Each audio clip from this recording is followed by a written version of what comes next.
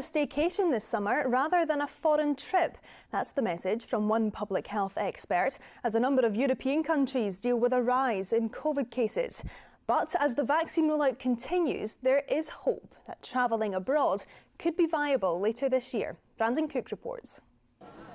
We will be able to go on holiday this year, but the question is, where? In normal times, planning that perfect summer getaway would be well underway by now. But this year, approach with caution, as experts say booking a summer holiday abroad just now wouldn't be a good idea. It's almost impossible to completely, confidently plan, for example, 3 or 4 months in advance. It really, really is tough to do that. I think we can be confident we move around the country. I also think there's a realistic prospect that we will have probably some travel corridors reintroduced. Whilst there's cautious optimism of trips abroad by autumn, there are calls to use this year to revitalise domestic tourism.